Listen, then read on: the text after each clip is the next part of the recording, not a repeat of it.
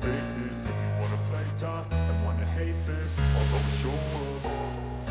I don't ever slow up, no I don't take shit. I got no love for the fakeness. If you wanna play tough and wanna hate this, I'll always show up and make a statement. I don't ever slow up, no I don't take shit. I got no love for the fakeness. If you wanna play tough and wanna hate this, I'll always show up and make a statement. Everything I do so instinctive and so passionate. Every word I move so descriptive.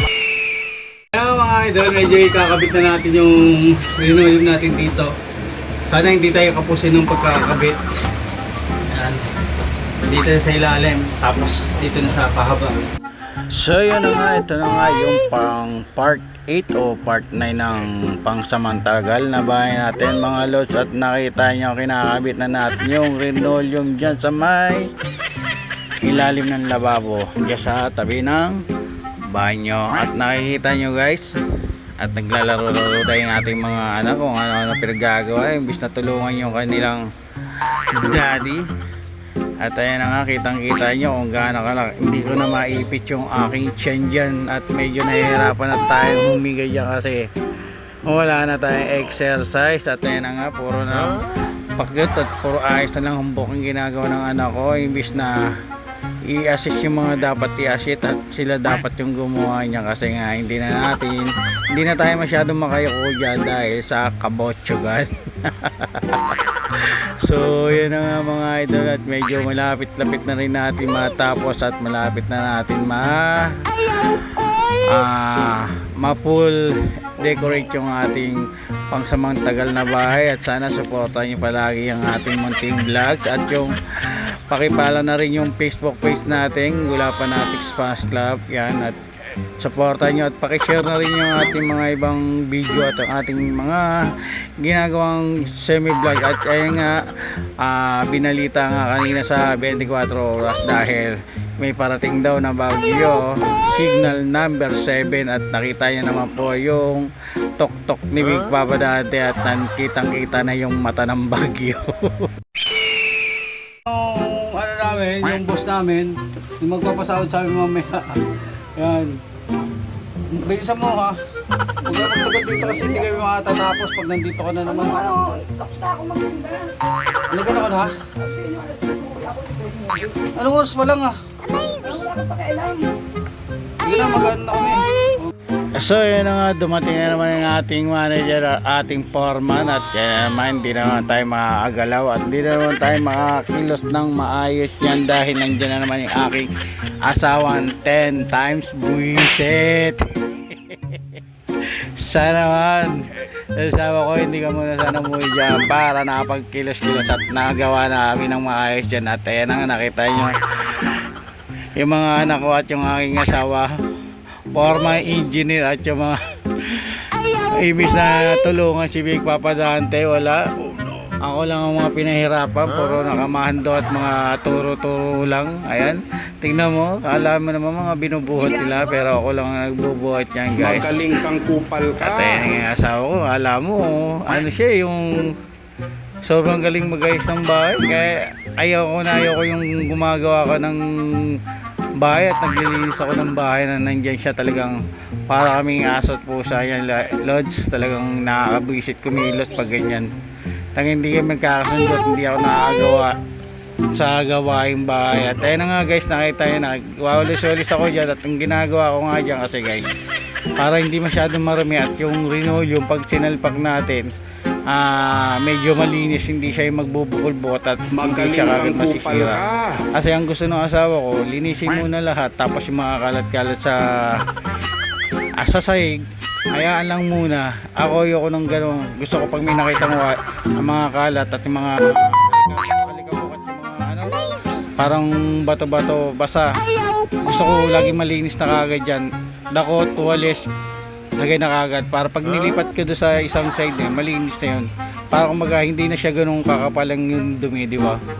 O yan, nakita nyo. Tapos minsan nilalampasan na natin yan para yung linoleum natin at mailapat natin na maayos. Pag sinasalat-salat ko pa yung Dodge kung talagang merong mga nakabukol, kasi pag may nakabukol, aalsin natin rin yan at wawalisin natin ulit yan, tapos lalampasuin natin. Magaling Yun ang kang ginagawa kupal ka. natin sa ating paglilinis. Kaya yung asawa ko, kung gusto niya kasi, linis muna lahat, tapos before walis. Ako hindi ako ganun maglinis mga lods eh. Gusto ko, wala ako natatapakan ng mga kung ano-ano. Gusto ko malinis na agad para pag apak mo, hindi na kasi kakalat-kalat pa, lilipat-lipat lang yung mga kalat doon mga lods, di ba? So yun na nga, medyo malapit na natin maisalpak lahat ng ating mga linoleum at ginagupit na lang natin yan mga lods. Yan na nga, binabawas-bawasan na natin yung mga sobra para ilalagay natin yan doon sa mga dapat ilagay pa. At yan na nga yung asawa ko, talagang binabalik-baliktad niya pa. Wala, ano naman ba yung pagkakaiba nun, yung ginupit ko saka hindi. Tignan mo, para siyang pala ang malaki ang mata. So yun na nga mga idol, at medyo pinasok na nga namin dyan sa ilalim at para medyo komportable na at maayos na, at didikitan lang natin ng rugby yung gilid dyan para hindi siya na magkalas-kalat at hindi pasukan ng tubig. At yan na nga mga lods, nakita yun na yung asawa ko, di ba? Mando-mando lang yan, turo-turo ng paa, bunga, ayan ang mga dapat gagawin yan. O yan, di ba? Tingin-tingin kung ano-ano yung mga dapat niyang makita yon, kasi sa sobrang lahat nakikita niya, kahit na lang alikabok sa ilalim ng dagat, nakikita niya sa sobrang laki ng mata yan. Baka naman mga ano dyan, mga malabo na yung mata, nandito lang yung asawa ko, pwede arkihin yung mata niyan. So yan na nga mga lods, at nakita nyo medyo paganda na ng paganda yung ating mansion. At ayan na nga, nakita nyo yung Dora-Max. Basic lang sa akin yan buhatin para lang tayo nag-gym yan. At ayan na nga, andyan na tayo sa part na sa pinto at magwawalis-walis muna tayo dyan. Syempre, yan, diba, nakita nyo, ganyan ang strategy natin niya para hindi masyado makalat yung saig at hindi malupa, mabuhangit yung mga kalat-kalat. Kasi kada lakad ng mga anak ko dyan, kung saan sulok na mga mapupunta yan, dapat malinis na kagad yung ilalim para pag nilapat natin yung linoleum, malinis na, saka yung hindi na yung marumi tignan yung sahig, di ba? O ayan na nga, at medyo gupit-gupit na lang tayo dyan at sukat-sukat na lang ang ginagawa natin. At yan na yung asawa ko, medyo nakikialam na nga siya sa mga gawain yan, at tayo ko nang kumilos at tayo ko nang gumalaw sana. Gusto ko na nga ipaubaya sa kanya kung ano bang gusto niyang gawin, kasi talaga nagkokontrahan kami yan at talaga hindi kami nagkakasundo. Yan, para kaming Doberman dyan at siya yung si Garfield. So yun, nakita nyo, medyo inuunat-unat natin yung katawan natin dyan kasi naiipit-ipit na yung ating tiyan. At ayan na nga, inaayos-ayos na natin yung dapat ibalik at dapat ilagay sa tamang muna lalagyan. At nakita nyo, medyo mahaba yung nabili nating condo unit na bahay. Yan, at nakita nyo yung mga abubot namin, di ba?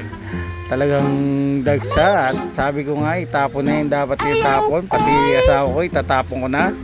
Pero kung gusto nyo nung hingiin, ibibigay ko na yan. Sino bang gusto, mag-PM lang kayo at mag-comment lang sa kayo sa aking mga pinopost na video. At ayan, nakita yung mga plywood at mga lawanit natin para yan doon sa double deck natin, para pag kinabit natin yan. At ayan na nga, kaya balik-balik na natin yung mga hamper at yung mga kumot, yung mga unan. So, di ba nakita nyo, medyo malinis yung sahig natin kasi kada walis ka agad, linis agad, ganun. Tapos lipat, walis, linis, para hindi yung sa huli pa natin lilinisin kasi pabalik-balik na yung kalat nun, di ba? Mas maganda yung ganun, linis, dakot, walis, dakot, ganun na agad, lampaso. Oh, di ba nakita nyo habang tumatagal-tagal, para na nasa ka special na bahay na tayo, para na tayo nakabili ng rento na mansion, di ba? Ayun guys, ngayon magkakabit na tayo muna ng wallpaper doon sa may pader para medyo gumanda-ganda yung pader na doon. At medyo konti na lang, tas kaysa na lang, tas puro wallpaper na lang gagawin natin. Kaya Yan. Nandito yung manager natin. Kaya medyo nahirapan tayo magkilos-kilos. Ayan o. Pinagkakakalkal niya, di ba? Ano nalagay ng kulay dyan? Yan. 4 na kulay yan yung ano namin, mga idol. Ito lang.